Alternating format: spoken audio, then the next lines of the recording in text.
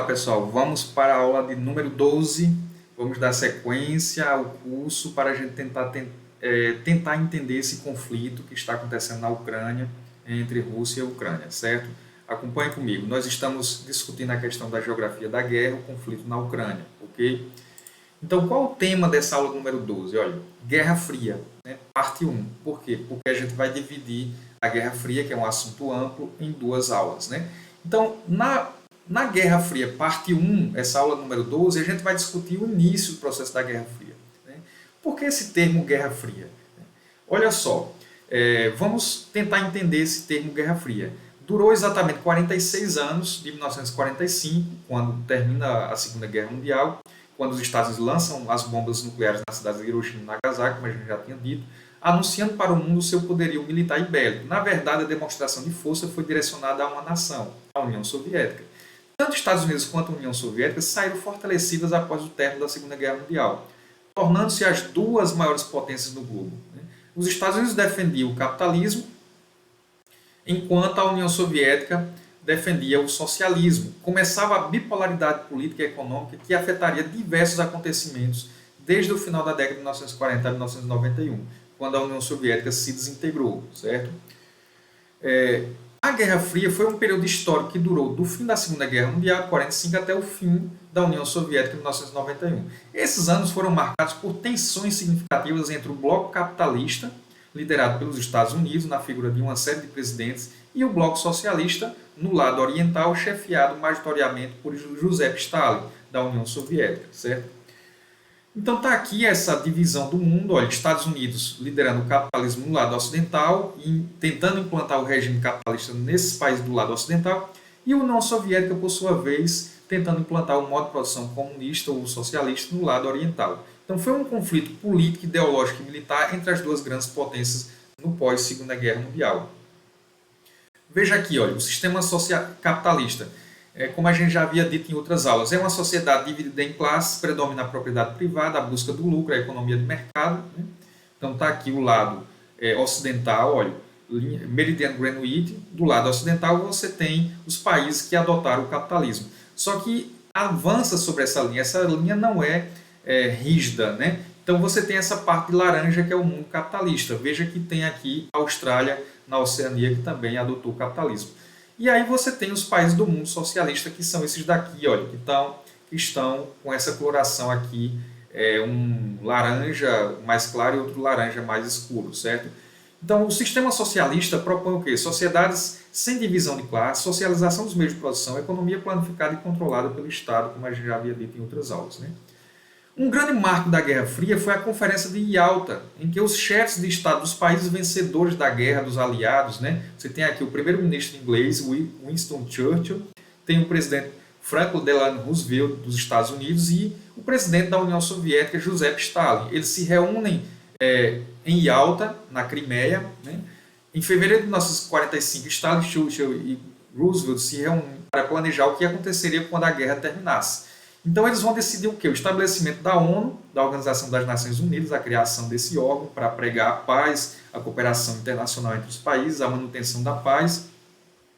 A divisão da Alemanha em 4 zonas de ocupação entre os ingleses, os franceses, os soviéticos e os americanos, a permissão de eleições livres nos países da Europa Ocidental e a promessa da União Soviética juntar-se à guerra contra o Japão. Aqui nós temos os pilares da ordem bipolar do mundo. Os Estados Unidos e o Plano Marshall, né, que vai começar a se desenhar essa disputa com o Oriente justamente a partir do Plano Marshall, que é um plano de reconstrução da Europa Ocidental, Programa Estadunidense de Concessão de Créditos para a Reestruturação Econômica dos Países da Europa Ocidental e, por sua vez, com o objetivo de implantar governos ditos democráticos, né, aliados aos interesses ocidentais capitalistas. A influência soviética no leste europeu, nesses países aqui, olha, de laranja, né, de amarelo, concessão de apoio político e militar aos governos de orientação socialista no leste europeu. Outra conferência importante foi em 1949, que tem o papel de dividir a Alemanha e Berlim em 4 zonas de ocupação. Então isso se deu na Conferência de Potsdam. Observe como o território da Alemanha foi dividido. Olha, a Alemanha Oriental foi formada a República da Alemanha Oriental, a RDA, né, ocupada pelas tropas soviéticas. Você tem aqui a Alemanha Ocidental, ou República Federal da Alemanha ocupada pelas tropas capitalistas. Aqui tem a zona inglesa, a zona francesa e a zona americana. Então são as 4 zonas de ocupação, né? Isso a gente está falando do território todinho da Alemanha, mas a própria capital Berlim, que fica aqui incrustada dentro do território da Alemanha Oriental, ela também foi dividida em 4 zonas de ocupação. Veja, imagine uma cidade que está no lado soviético, também passou por essa divisão em 4 zonas. Como é que os ingleses, como é que os americanos e franceses chegavam nesse território? Muitas vezes a partir de aviões, né? Então está aqui, olha, Berlim de Leste, ocupado pelas tropas soviéticas, a Berlim essa outra parte aqui ocupada pelas tropas americanas, as tropas francesas e as tropas francesas e as tropas inglesas, certo, pessoal? Para dividir a Alemanha, né, foi necessário, o governo soviético pensou na construção de um muro, né, que começou a ser construído em 1961, ficou conhecido como o Muro de Berlim, para tentar conter o avanço e tentar conter a fuga de comunistas que saíram do lado oriental e avançavam para o lado ocidental, embalado pela chamada indústria do consumo, né, a partir dos bens de consumo, que atraía essa ideia de uma felicidade, né, preenchida por esse vazio a partir do consumismo como um modo de vida, né? Então a República Democrática da Alemanha Oriental e a República Federal da Alemanha Ocidental. Berlim se torna a principal alvo de investimentos norte-americanos e obtém grande desenvolvimento. Em 61, para conter a migração oriental-ocidental, os comunistas constroem um muro dividindo a cidade. Então veja, um muro enorme, mais de 2 metros, em cima ainda cerca de arame farpado e com tropas de um lado e outro para impedir a fuga de pessoas de um lado e outro. Imagina um muro separando uma cidade. Famílias inteiras foram separadas e viveram separadas durante anos, né, por conta do Muro de Berlim. Aqui é a construção do muro, né, como vocês podem ver, a fronteira vigiada pela Alemanha Oriental foi de cerca de 1.378 quilômetros de extensão no muro, né, separando a capital.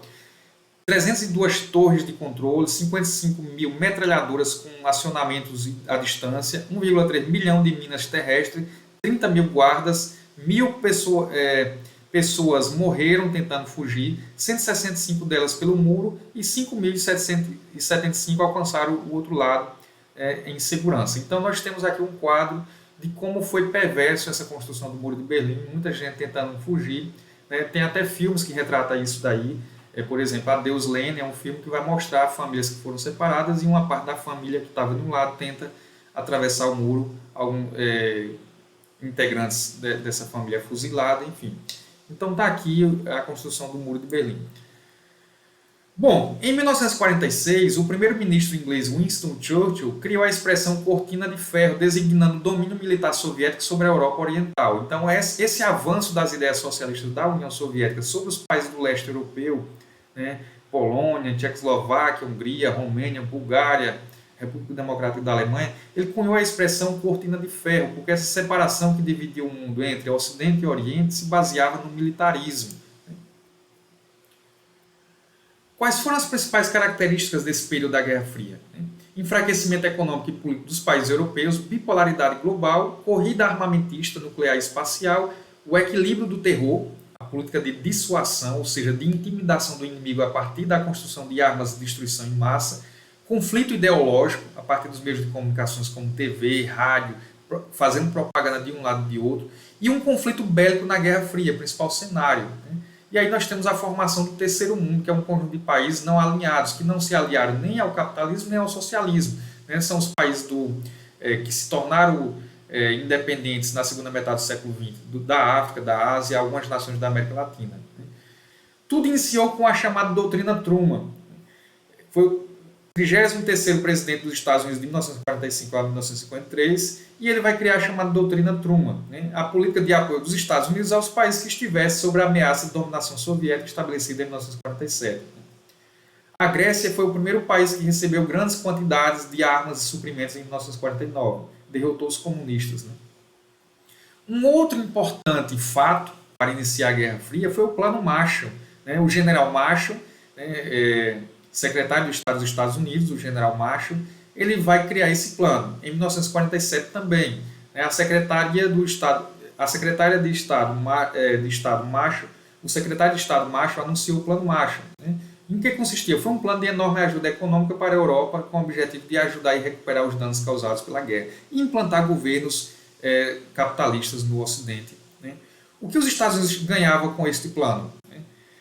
Ajudar a Europa e recuperar-se economicamente, abriria mercado para os produtos americanos, beneficiando a indústria americana, e uma Europa próspera estaria melhor preparada para resistir à expansão do comunismo. Provavelmente esse era o principal motivo do Plano Marshall. Né?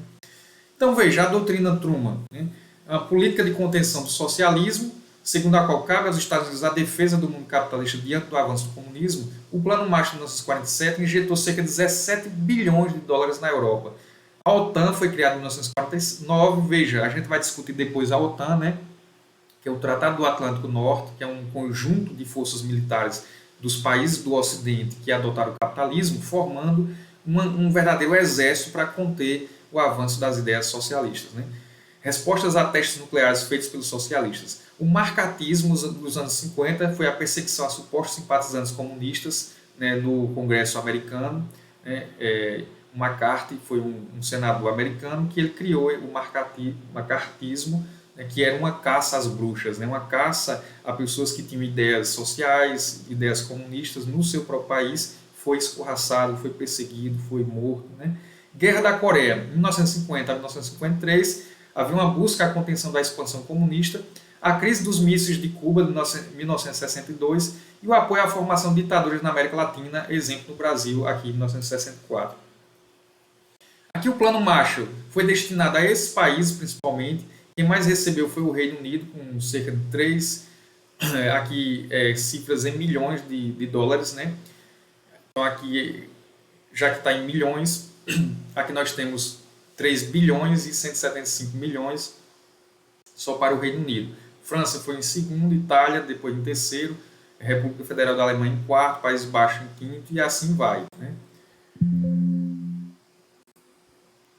Aqui nós temos a reação soviética, né, ao Plano Marshall, à doutrina Truman. Né? Em 1948 a 1949 houve o bloqueio de Berlim. Em 1949 a criação da República Democrática da Alemanha, RDA, a criação do Comecon, que é um plano de ajuda mútua comum, ajuda financeira, como teve o Plano Marshall para o Ocidente, o Comecon para o Oriente, né, liderado pela União Soviética. A bomba soviética, a bomba atômica e hidrogênio soviético. Em 1955 é criado o Pacto de Varsóvia, uma aliança militar do Oriente para combater a OTAN, que é a aliança militar do Ocidente. E em 1961 foi criado o Muro de Berlim para conter essa saída e desses fugitivos que saíam do Oriente em direção ao Ocidente. E em 1962 a crise dos mísseis em Cuba, a gente vai discutir depois. Cominform e Comecon, reação da União Soviética ao Plano Marshall. O que foi isso? O Cominform era uma organização de origem soviética fundada em setembro de 1947 para congregar partidos comunistas europeus. Era uma federação de partidos comunistas. Imposição do Partido Único, governo só de comunistas, chamado Democracia Popular. E o que foi esse Comecon? Né? Foi o Conselho para Assistência Econômica Mútua. Foi fundado em 1949 e visava a integração econômica das nações do leste europeu. Né? Então, pessoal, o que eu tinha para falar nessa primeira aula sobre a Guerra Fria é isso. Daqui a pouco a gente volta com a aula número 2. Tchau, tchau, até mais.